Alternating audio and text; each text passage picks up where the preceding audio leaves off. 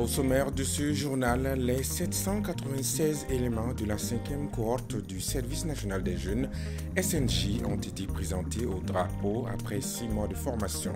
Avant de rejoindre leur poste, ils ont reçu des conseils des plus hautes autorités du pays. Les détails dans ce journal. Dans leur débandade, les terroristes continuent de s'en prendre aux populations civiles. Les éleveurs des localités d'Ansongo et de Bankas assistent souvent au prix de leur vie à l'extorsion de leurs animaux par des hommes armés. En plus des inondations qui ont fait au moins 33 morts cette dernière semaine, la foudre aussi fait des victimes à travers le pays. Les détails dans ce journal, voilà pour le sommaire.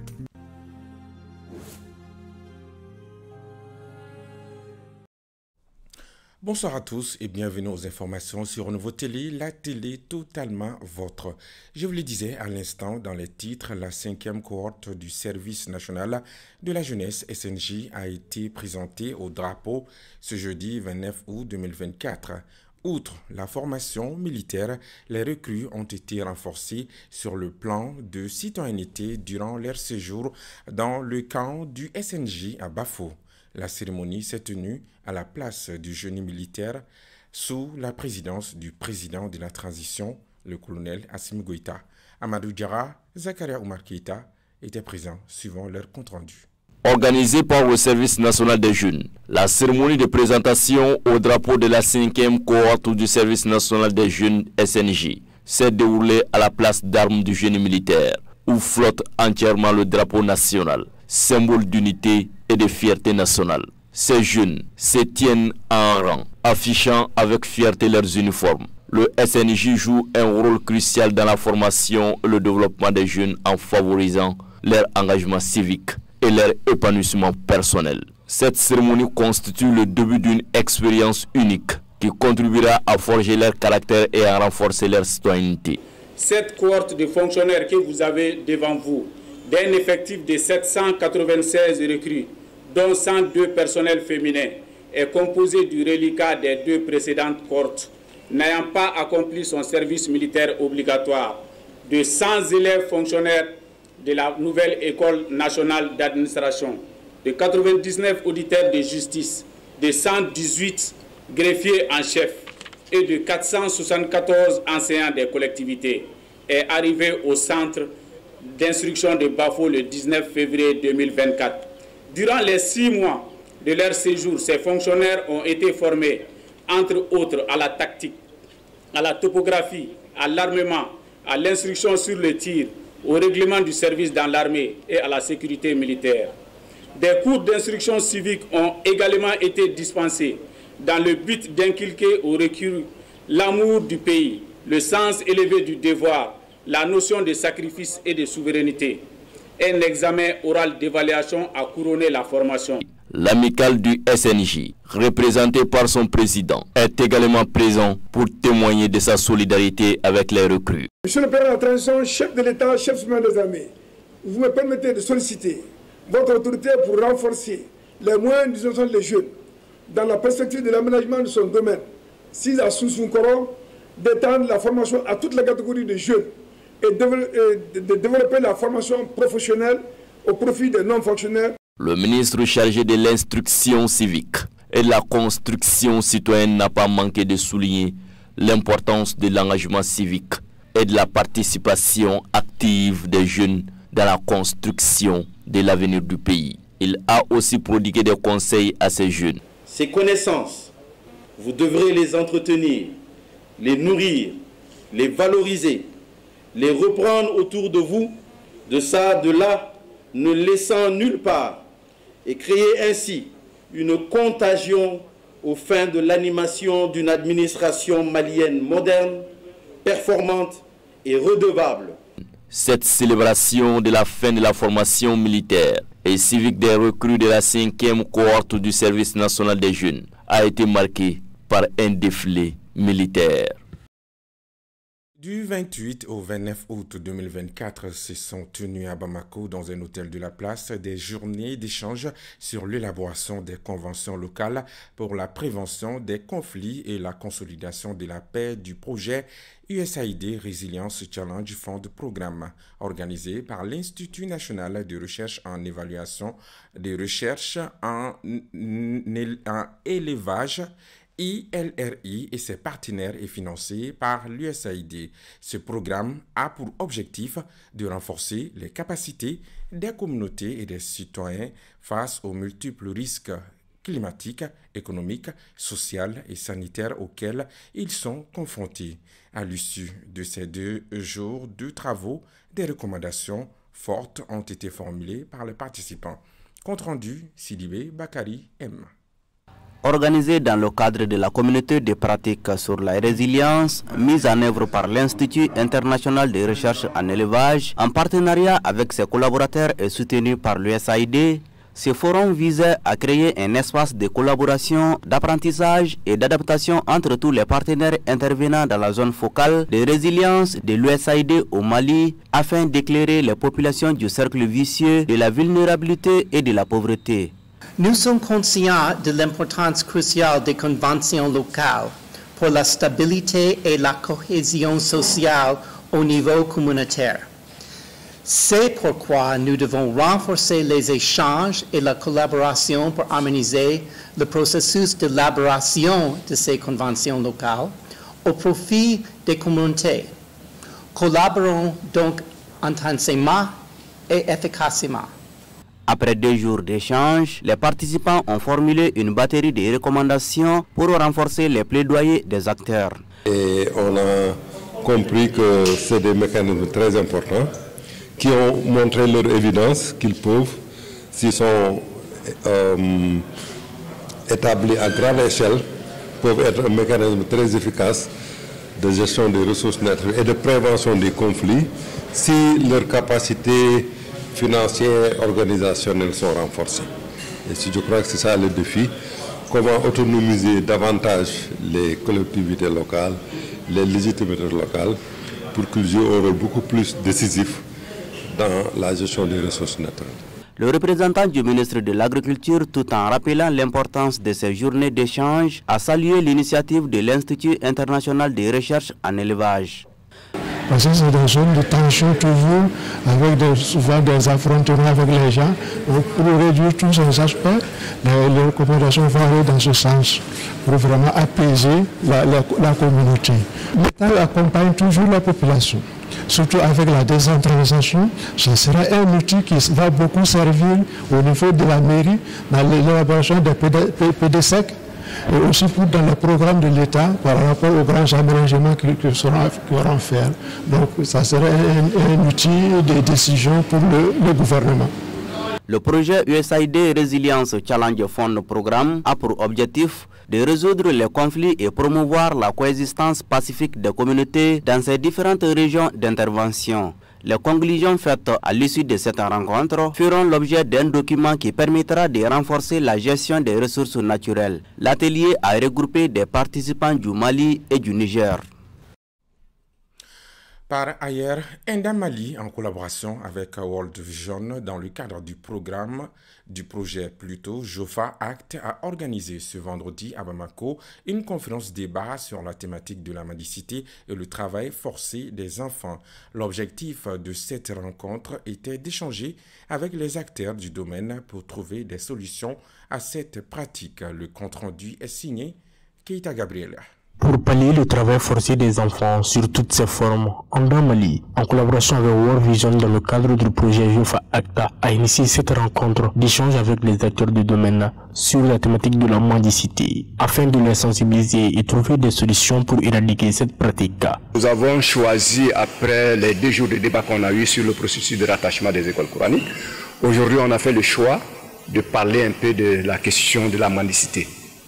Cette question de mendicité, pour nous, ça nous préoccupe avec les autres acteurs, mais aussi avec l'État. Et nous nous sommes dit, ensemble avec les autres acteurs, il va falloir en parler. Et donc, nous sommes là aujourd'hui pour en parler, parler de ce phénomène-là. Qu'est-ce qui ne marche pas? Pourquoi ça ne marche pas comme ça? L'État a lui à prendre des textes qui condamnent la mendicité. Pourquoi ça ne marche pas? Qu'est-ce qu'il va falloir faire maintenant pour amener l'État à prendre des mesures afin d'éviter en tout cas tout ce que nous voyons comme phénomène de dangerosité de ces enfants-là au niveau des artères? Nous sommes en partenariat dans le cadre du projet Agir contre le travail des enfants. Quand on a été saisi avec des ENDA par rapport à cette activité, on dit que c'est une bonne chose.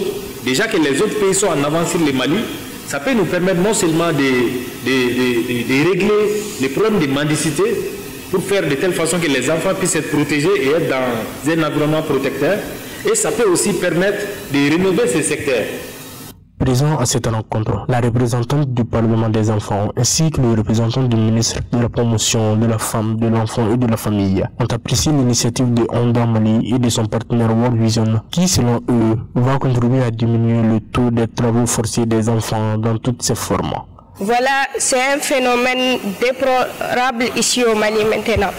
C'est pourquoi nous demandons à l'État de nous aider à pouvoir éradiquer ces phénomènes-là ici. Et aujourd'hui, nous sommes là avec le projet Jofa Act pour continuer à lutter et promouvoir des solutions pour cela. La mendicité, c'est un phénomène vraiment qui gangrène notre société. Nous, Direction nationale de promotion enfants et familles, dans notre domaine d'intervention, il y a cette thématique, la mendicité. Et le débat sur le thème de la mendicité, vraiment, c'est un thème très très sensible. Je demande à tout un chacun de bien canaliser le débat. Les organisateurs de la rencontre ont mené d'autres activités de sensibilisation pour dire non au travail forcé des enfants sur toutes ses formes au Mali. Dans un communiqué, le président de la délégation spéciale de la mairie du district de Bamako limite les cortèges de mariage à 6 véhicules. Le président de la délégation spéciale de la mairie du district de Bamako, Bala Traoré, rappelle à la population que les célébrations de mariage sont des événements privés. En conséquence, prévient le même communiqué, ils ne doivent en aucune façon constituer des entraves à la liberté de circulation et à la tranquillité des autres citoyens. Un autre titre de ce journal, les éleveurs des localités d'Ansongo et de Bankas font face à un vol reculant de leur bétail. Cette semaine encore, ils ont assisté impuissamment à l'extorsion de leurs animaux par des hommes armés qui n'hésitent pas à tuer pour partir avec le butin. Le point des derniers vols de bétail dans les deux localités avec Tangara Adama. Des hommes armés non identifiés ont fait irruption dans l'île du village de Seina, dans le cercle d'Ansongo, hier mercredi. Des sources locales rapportent qu'ils sont partis avec des animaux, chèvres, moutons, vaches et autres matériels agricoles. Les mêmes témoins ajoutent que des motos des habitants ont aussi été volées par les assaillants qui ont blessé un jeune homme avec une balle au niveau du bras. À rappeler que ce n'est pas une première dans ce village où un adjoint au maire avait été enlevé et tué il y a 3 ans. Une personne tuée, un troupeau de vaches emportées, c'est le bilan de l'attaque perpétrée contre le village de Kouroundé, commune de Bankas. Le crime a été commis dans la nuit de mardi à mercredi 28 août aux environs de 18h par des hommes armés à moto. Selon des habitants de la localité, l'attaque a provoqué une panique au sein de la population, empêchant les cultivateurs d'aller au champ. Malgré les efforts des forces armées de sécurité qui ont récemment arrêté des voleurs d'animaux dans le centre du pays, la situation devient de plus en plus difficile, voire critique pour les éleveurs, dont certains ont même fui le pays avec leurs animaux. Ils urgent de trouver alors une solution pérenne à ces vols de bétail. Restons à l'intérieur du pays. La foudre continue de faire des victimes. En effet, l'hivernage de cette année est singulier dans l'histoire récente de notre pays. En plus des inondations qui ont fait au moins 33 morts ces dernières semaines, la foudre aussi fait des victimes. Cette semaine encore, elle en a fait dans le cercle de Yanfoïla. Assitan Diallo, explication. L'hivernage de cette année sera un très mauvais souvenir pour notre pays. En plus des dizaines de personnes mortes dans les inondations et des centaines de maisons détruites ainsi que des champs submergés, on a déjà enregistré plusieurs victimes de la foudre dans de nombreuses localités, comme cette semaine à Yanfolila. La foudre a frappé 2 adolescents âgés de 14 et 15 ans. C'était ce mardi 27 août 2024. L'incident a eu lieu à Kokognon, dans la commune de Wassoulou-Balé, à 17 km de Yanfolila. Selon les témoins, l'un d'entre eux est mort sur le coup et l'autre a pu être sauvé. Un drame qui vient rallonger une liste déjà très longue. En effet, en juin dernier, 3 personnes ont trouvé la mort à Sikasso sous l'effet de la foudre. Le drame a eu lieu au quartier de Wayerma et de Mamassoni. Selon les témoins, toutes les victimes, dont un enfant de 10 ans et 2 femmes, manipulaient tous des ustensiles en nickel sous la pluie. Le même mois, à 25 km de la ville, 12 bœufs et 6 moutons ont été également foudroyés. En juillet, à Ouzubi-Diagna, dans le cercle de Bafoulabé, lors d'une tempête, la foudre a frappé 3 personnes. Parmi elles, une a été tuée. En cette période de forte pluie, les autorités demandent aux populations de respecter les consignes données par Mali Météo et les services de la protection civile. Ce jeudi 29 août 2024 a été marqué par la grande finale de la 7e édition de l'émission de divertissement de l'Ocroix au ciné magique Babemba.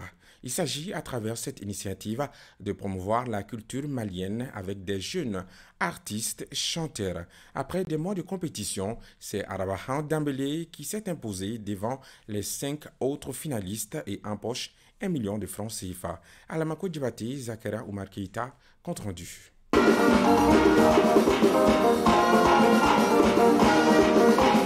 Après 3 mois de compétition entre 20 candidats issus des différentes régions du Mali et du district de Bamako, la finale de la 7e édition de l'émission de divertissement festival d'Olokoura a mis en compétition 6 finalistes. La finale d'aujourd'hui a été un succès grandiose. Franchement, je suis hyper contente du travail de l'équipe de Dolokoura. Vraiment. Je leur dis bravo, ils ont fait des prestations inoubliables. Vraiment, ils se sont débrouillés pour émerveiller le public. Donc je leur dis un grand merci pour ça. Après différentes prestations des 6 finalistes de Dolokoura, c'est Rabaha Dambélé de Ségou et sa voix envoûtante qui a été désignée lauréate de la 7e édition de Dolokoura par les membres du jury. Mission Djaba de Benefé, Kassababu Dolokoura est le formé donc là. Ani amanga directrice fono et Madame Kazor Amsetou Sanoui.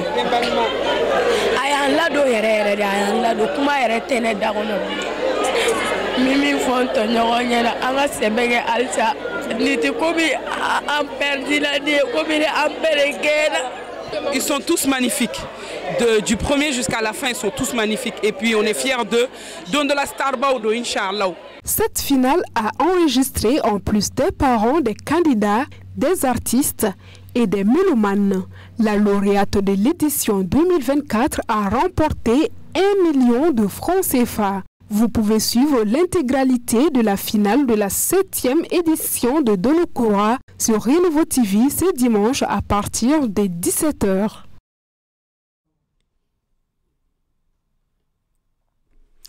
Félicitations à Arabahan Dambélé de Ségou. Fin donc de ce journal. Merci à vous de l'avoir suivi avec attention.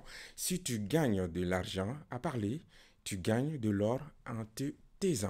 Bonsoir.